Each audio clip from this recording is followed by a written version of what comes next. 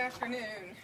Today, the Glenn County Grand Jury did return an indictment against Travis McMichael, Greg McMichael, and William Bryan.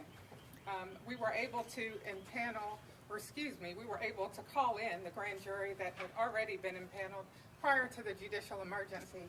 And we thank Sheriff Jump, the court administration, as well as the clerk's office for making sure that we could be compliant with Chief Justice Melton's judicial emergency order.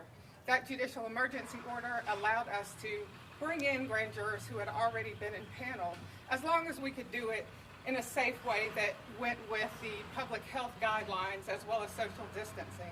So we do again thank you, Sheriff, for making those accommodations such that the grand jurors could be safe as they came in to bring forward that indictment. That indictment does have 9 charges on it. Those 9 charges are malice murder, 4 counts of felony murder, and 4 felonies under which the predicates for the felony murder charges. As we have brought forward this indictment today, and the grand jury did issue a true bill, and we had it signed in to the clerk's office by the judge, we will be moving forward with this prosecution and next steps. Of course, some of the regular processes that we'd have are still on a bit of a slowdown because of the judicial emergency. But as motions are filed and scheduled to be heard, we will be here and ready. This is another positive step, another great step for finding justice for Ahmaud, for finding justice for this family and the community beyond. We are grateful that as a team from the Cobb Judicial Circuit that we've not had to do it alone.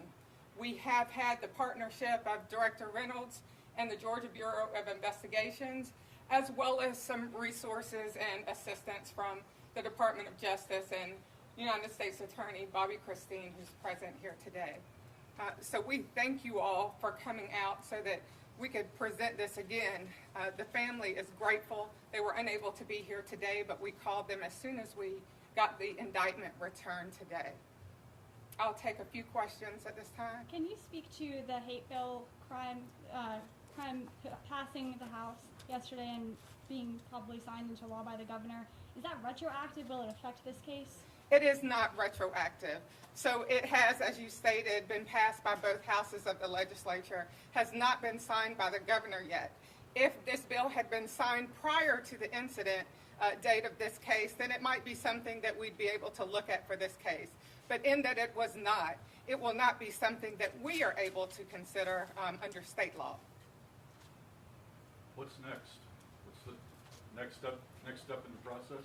So we fully anticipate that there will be motions filed by defense counsel in this case, and we will answer those motions and appear in court whenever that's scheduled by the judge. Can you give us a little bit more details about the grand jury, where they met, how long, were they in here today, how this took place? Yes, the grand jurors did come in today pursuant to the summons that was issued by the court. That summons was, it told them to be here this morning. They arrived at 9:30, heard the facts of the case, as well as were oriented about what their duties were. This is a grand jury that was impaneled right at the beginning of the judicial emergency, so they had not heard any other cases prior to today. So when they came in, we did present that information to them, as well as the evidence similar to what was presented at the preliminary hearing here. And I think you asked about how it was set up. They did not deliberate in the grand jury room where they would have normally been. We were able to use the jury assembly room, so it allowed for them to socially distance, not be close to any other grand juror. We provided for them the hand sanitizer. Everybody had masks on, and we made sure that we followed all the public health guidelines that had been presented by the CDC, as well as those guidelines in Justice Melton's judicial emergency order and the further guidance on grand juries. All total, about how long did this take for them to come to this conclusion for the charges? So the presentation, would you say, was about an hour and a half? Better part of the morning, yes, ma'am. Yeah, and then the true bill came back in less than 10 minutes. Can you speak again to the family's reaction to when you called them, and with this coming just after that hate crime bill? Oh, the family was ecstatic to hear that it had happened this morning.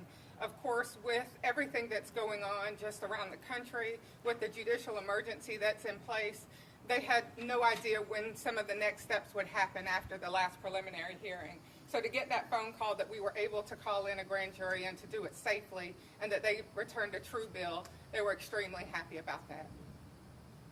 Is there still a possibility of federal hate crime charges? So the Department of Justice has been concurrently talking to us about information that we have, information that came out during the preliminary hearing.